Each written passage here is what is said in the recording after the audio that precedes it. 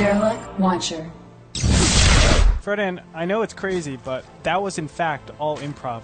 Yeah, I mean, Terry is doing great, and definitely hit him up on Twitter at HJK490. He picked the most convoluted combination of letters and numbers to troll all of you. But definitely hit him up. He's doing a great job on social media. Thank you again, Terry, for stopping by. But we've all come to see this, which is the best of 5 between Scarlett and aLive. Game number 2. Andre, why don't we go ahead with introductions? All right, ladies and gentlemen, the red Zerg in the top right-hand corner of Derelict Watcher. It is Acer Scarlett.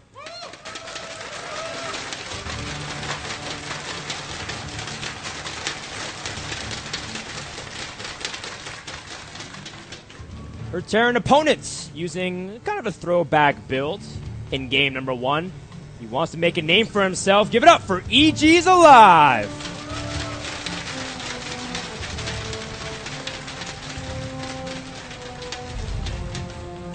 Now, how does aLive actually approach the... Whoa. Oh, never mind. No, this is crazy. Look at this. He's going refiner. Did he forget his barracks? Oh my goodness. I think he actually forgot to make his barracks first. Well, yeah, I mean, usually you go Command Center Barracks then gas, but to go gas before Barracks, unless he wants to rush for a quick factory, I don't know. And aLive has shown that he's willing to go a little bit off the cuff, still stay kind of core to the idea of a Command Center first build, but maybe change it up a little bit. I'm just going to kind of watch and see. But what do you think, Andre? What can we expect? You know, as you said, it's probably going to be, if at all, a fast factory. I can't really see him going a really, really fast repro directly after this. And look, he's supply capped. This is a big problem because he will be supply capped for a good time, and he won't be able to make SCVs. Normally, you transform your CC into an orbital command center, and now he won't be able to do that quite as fast. But we'll see. I mean, maybe he's saying to himself, I don't want to purchase 2 refineries, so let me just get one really, really quick, and then I can make the factory directly after that. Here we go. One thing that is interesting is that if you go CC first and you try to go Barracks gas, you do have a little bit of misalignment with orbital commands. But if you go gas first, I just noticed that you will have double mule at the same time, so it might be convenient in that regard. Maybe aLive just trying to do a little take while he is going for a quick factory and a reactor. Now, he did manage to squeeze out 1 Marine, but normally you go 2, so that way you can kind of defend your mineral line if you needed to.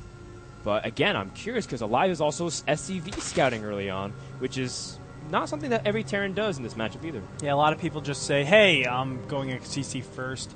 Let me just run with it. Let me try to just take that risk, assume my opponent isn't doing any early game pressure, and go from there. But, you know, very famous players also like Flash. He's definitely a player that says, hey, I'll just CC first, or excuse me, scout first, make sure that I can defend my CC, and go from there.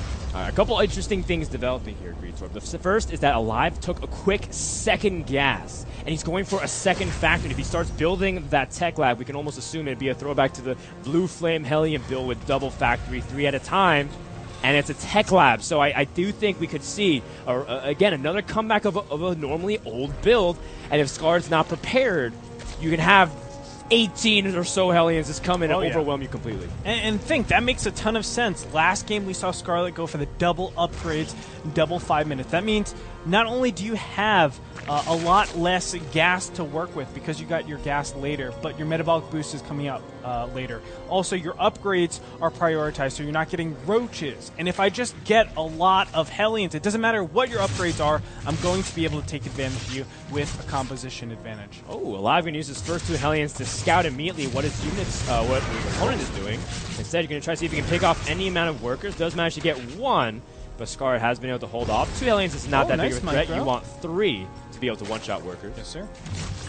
Very nice micro coming out from Scarlett. I don't think losing a single, just 1 drone. Excuse me. So, doing a good job. aLive going to come around here, and you can see not able to keep up completely, but sending these 2 Hellions in, this should actually notify Scarlett a little bit, hey, something might be amiss. Why would you send in your first 2 Hellions right away if you weren't going to do something a little bit cheeky? I do think it is a little suspicious. You want to kind of group those Hellions together so you can take on Queens, make sure that you can handle any amount of swell of Zerglings. Usually keep them in bundles of 6. But instead, aLive is just using them 2 by 2. and it's looking good. Now, I do want to mention the positioning of the evolution chambers actually helps out a lot. You can put a roach war in here, and then have your 2 queens just sit right there, transfusing each other and really stopping any of those Hellions from coming in to do stuff. Let's go ahead and take a look at what aLive is doing back at home. A lot of Hellions swelling up over at the natural base, and a 3rd command center is out, so this will not be a full out all in. It's just very, very heavy pressure. Right, so we have the 3 that's going to be finishing up very soon, and combine that with the 2 that's lost. So thus far, aLive has made, or is going to be making 16 Hellions. And that's going to just be a big, overwhelming count. Scarlett now sees the Hellions, and he's moving his queens out of position. And now, all of a sudden, the Zerglings get roasted immediately. It doesn't matter if they're trapped if you don't have the DPS. But, Scarlett does manage to leave also a small little opening, and now 5 Hellions are in the main base of Scarlett. Oh, nice little hatch there. The Zerglings are going to come out in time, buying a little bit more, but it's going to be enough now. Drones being pulled off just a couple at a time. Really nicely done. So the Flame Hellion doesn't stack up. The Hellions did manage to pick off 11 workers thus far, trying to see if they can get another big shot. Wow. But Scarlett manages to hold without critical losses, but still a significant amount of drones has dropped, Retorp. Yeah, but think, relative to last game, I mean, like, Scarlett lost so much more. A lot more mining time, a lot more drones last time around, and she still was able to come back. This time around, not only is it on Derelict Watcher, which is a lot easier to go ahead and creep spread, but you also have most of your army intact. A little too early there. Jumping the gun just a little bit, but as you can tell, our production guy's a aLive fan. Yes, he killed 13 drones. aLive wins. It's like, calm down. aLive's not playing Idra.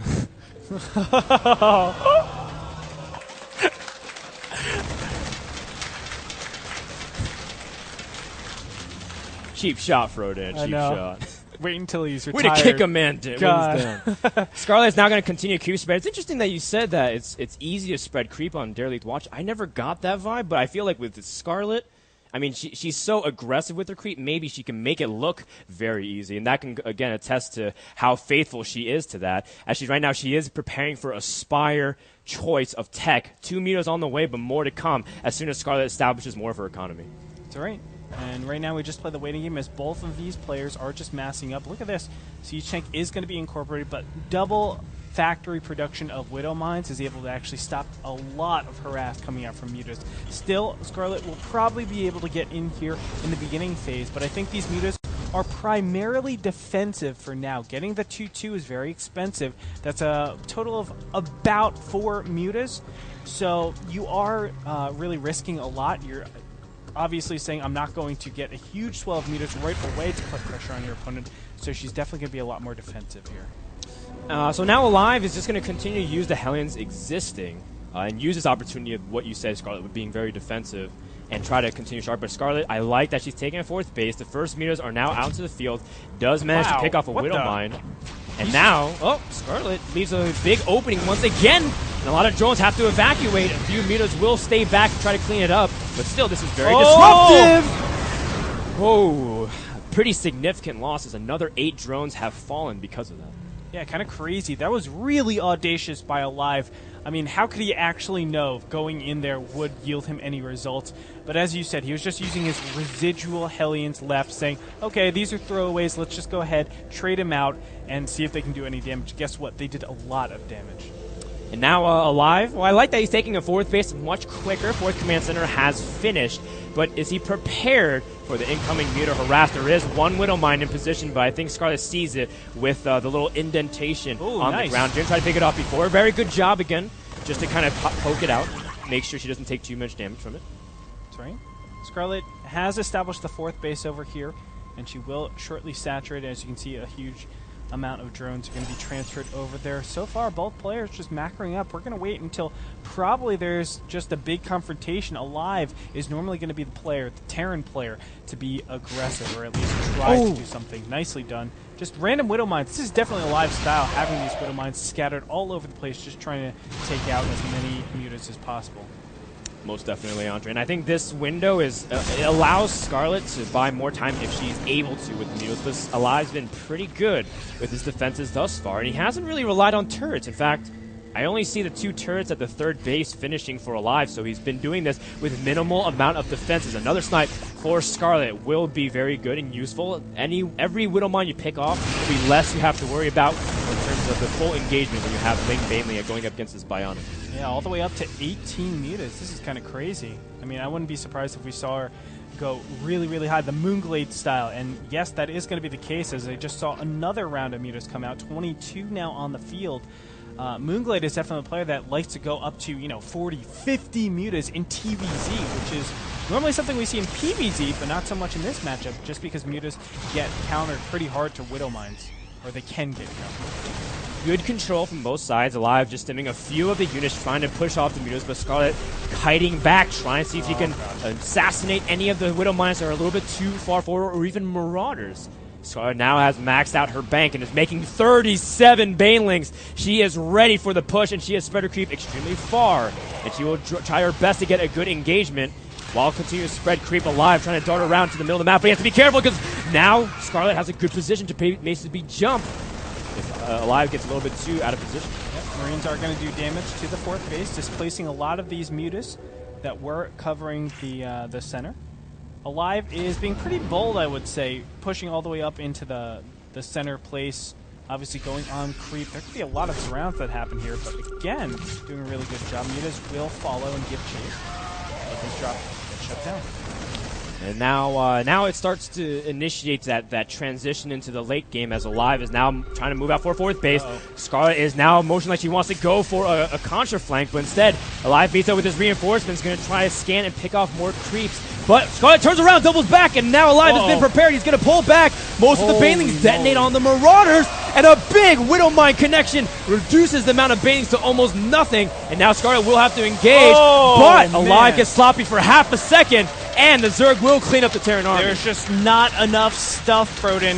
He needed more Widowmines to drop back to clear up the rest of those Banelings, but unfortunately, just one connection will severely hamper your DPS. And look at this, a lot of Marines still in the back of aLive's base. Things are looking good for Scarlett. She's maintained her creep spread. She's actually exercising all the way into her opponent's base, or not base, her opponent's side of the map. And again, expanding, taking a fifth base, and guess what? aLive might be shut down over here yet again. I don't know how Scarlett is able to constantly... Oh, okay, never mind. aLive's just been so slow to take his fourth base. This was done 5 minutes ago, and aLive hasn't made any motion to try and secure it, and now the Mules have caught the command center all by itself. aLive trying to rally some units, and Scarlett will back off eventually. One thing that's also... aLive is also dropping the bottom right. One thing that's interesting to know is that Scarlett isn't even keeping up her injects at her natural and her main base, or her third base. She was originally pushing her queens to spread creep. She's dedicating some of her queens solely into extending more map control. That's a big, valuable resource to Scarlett in the upcoming minutes because she needs a good engagement. She's even sacrificing some larva for it. Yeah, once you... I mean... I can't stress enough how important creep spread is. And oh my god, this is what happens if you do not have creep spread. Look at how many Zerglings die just to those Widowmines. You have really juicy connections when you're fighting off creep. And that's where aLive should be taking a lot of these battles. Now going into the main base, doing a little bit of harass. Scarlett a little bit slow to actually defend against this. Now taking out the Queen, good job. And mounting an attack all the way on the bottom right-hand side. This is perfect. aLive is trying to have all the engagements off the creep, but far enough that you can actually attack something of value.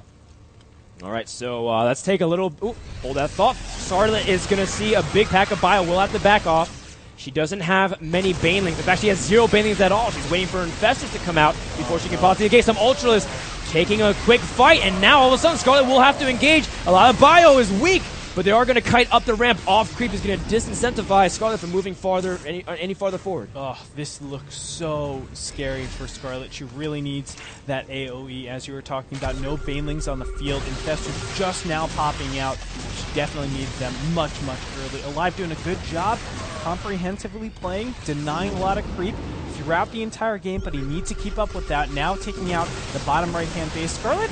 Nice job by aLive again to just continue to control the map.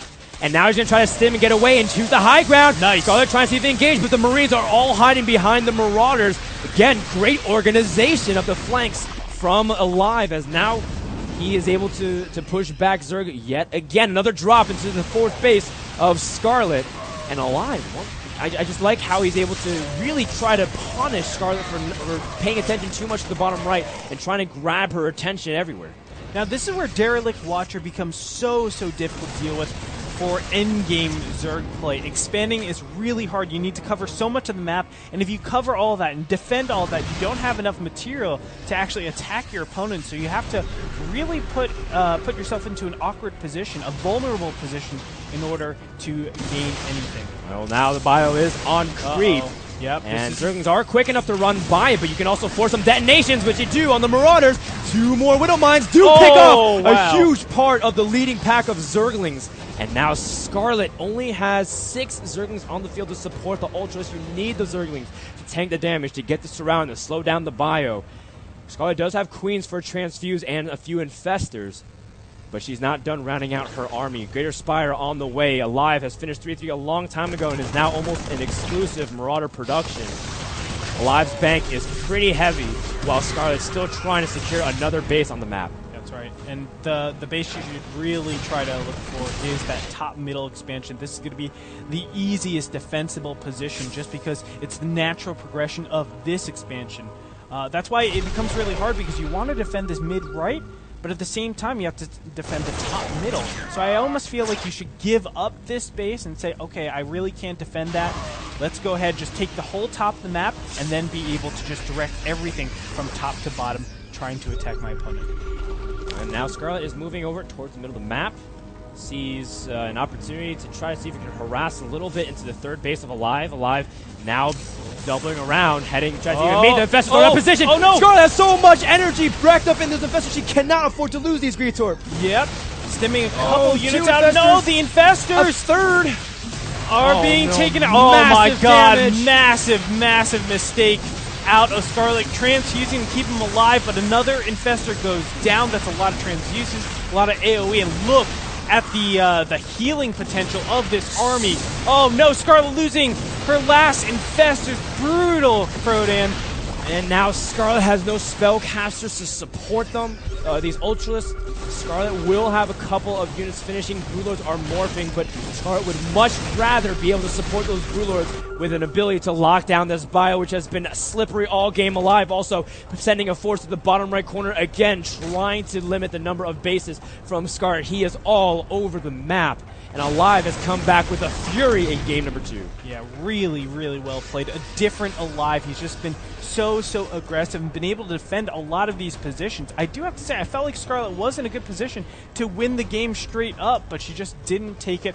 I feel like if she attacked a lot earlier still, it's hard to tell. Scarlett just wants to go into the end game. This is what type of player we know Scarlett to be. Just that very comprehensive, go into war of attrition, try to win through just overall better execution and decision making. It's not over yet by any means. Old Scarlett still has a pretty intimidating army, and now she's continuing to pad it with better upgrades. She's getting Corruptors to support, and aLive is now also transitioning to Vikings. But if you can catch Terran off in one bad engagement and be able to move forward without them being able to gather themselves, it's still there's still a real opportunity for Scar to be able to come back to this game. Yeah, definitely. Even though right now she's struggling a little bit. She just needs a good engagement. That's what ZBT really comes down to, having the good engagement, but also having the ability to have the good engagement. That sounds kind of weird, but as I always go back to, creep is the #1 way to really dictate how well an engagement goes. And that's why Scarlett really isn't pushing out into the middle of the field, because she wants to make sure the next big engagement is on creep. Because if it's not, she's gonna lose pretty hard. She doesn't have a big bank. No, she doesn't have it all. She only has 400 gas. That's barely enough to make a pair of 3 Infestors. And now Scarlett will continue to try to secure a base, moving over more towards the northern western part of the map, while a few units are trying to line up for a potential run by, but aLive does end up seeing it. And aLive's also going for some Marauder drops. Late game Marauder drops, I love this kind of play just because Marauders are so tanky. They're able to take up production super quick. Scarlett dedicating 3 Ultralists to a run by in the bottom, but it's not going to get much done here. No, it is not. And as you said, the Marauder drop going into the mid-right-hand position, but this is cleared up quite a bit. But this is a very fresh expansion that Scarlett needs to defend. And guess what? The Marines finally are going to be stemmed now, targeting down some of the drones. Really, really good stuff from aLive. aLive is everywhere. Another Enfolded Energy Infestor drops, maybe even 2. No, but aLive does manage to pick off a hatchery also over towards the eastern part. And now Scarlett is down to just 1 or 1.5 mining base. She's about to saturate, so it'll bring up to 2. And aLive is just sitting very comfortable. He has a big bank. He has a strong army. He has little amount of workers. That's something that's also important to note. The highest I've ever seen aLive's worker count go was in the low 60s. So for a long time, he's had about 130 arm supply. Oh no! Oh no! Scarlett has more infestors in the middle of the map here. She needs to be so careful. That's definitely been a big problem. Zergling's going to engage against this Marauder heavy force in the bottom middle position. aLive trying to take an expansion. He has a very clear way to actually play this out. It's hard for Scarlett to really justify her actions right now. How does she attack her opponent while at the same time defending the top middle expansion, of course? Oh no, the Broodlords as well. They're caught in the middle of the map. The Vikings have discovered where the Broodlords are. Scarlett might try to use this opportunity to bait the Terran army, but aLive wisely backs off. 1 medevac, a little unlucky in the positioning. Does manage to pick off, but aLive's willing to trade that if it means 2 or 3 less Broodlords that he has to worry about. That's right. Another drop. He's going to be able to do a lot of damage over here. Wow, wow, wow. Oh my goodness. 75 drones killed throughout the whole game. Now Scarlett's going to come back here to defend.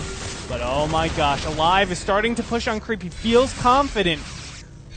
Just going to deny it first, but I'm sure we're going to see an engagement very, very soon, as aLive does not want to keep this composition while Scarlett just maintains a better and better and better composition. A good idea from Scarlett, trying to use that watchtower to maybe land a fungal from the high ground. aLive did catch whiff of it, though, with that edge of the scan, and will continue to try to meticulously approach the Zerg base. This is the last true anchor of Scarlett. Now she's going to engage. The Vikings do get fungled, and that's going to allow the Corruptors to try to completely annihilate the rest of the Viking support. A few do remain. Oh, nice, nice. Taking out the anti-air. This is going to be really good for those Broodlords. That Broodlord count is pretty high over here, all the way up to 7.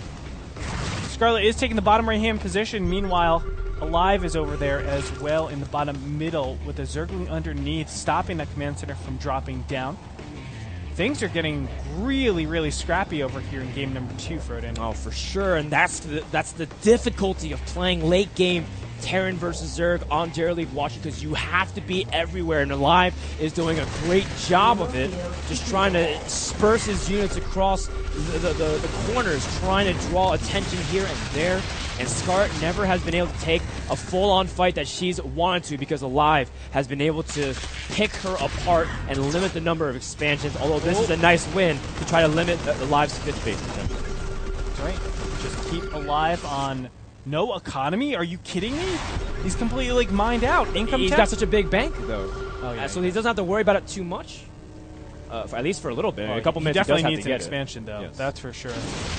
Moving over into the top middle, instead of him taking an expansion, he's saying to himself, well, let me just deny you from having any mining. Scarlett at 170 supply to the max out army, of course, of aLive, still denying this bottom middle until now.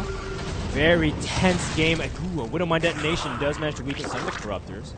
Although Scarlett does end up catching those Widowmines. aLive still playing very cautious. Again, if you go down 0-2 in the series, just so super hard to come back, because you can't make any more errors. And Scarlett, she has lost a lot. Infestors flirting with disaster. Okay. Now moving on up.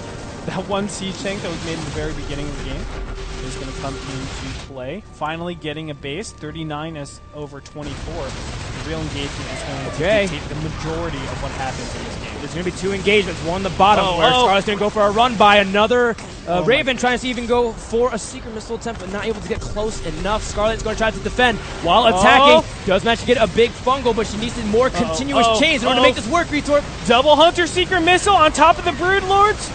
Oh, and it does manage to land, but it doesn't kill anything. Instead, she's going to try to engage with all the infestors. Meanwhile, the base has been cleaned up in the bottom, trying to recall the Ultras back to the northern part. Scarlett needs to hold this expansion. Scarlett gets money fungals, Froden, and I think Scarlett will hold, clearing up every single medevac. The Broodlords untouched. Oh, the Mutalisks are coming in, and now Broodlings are chasing back.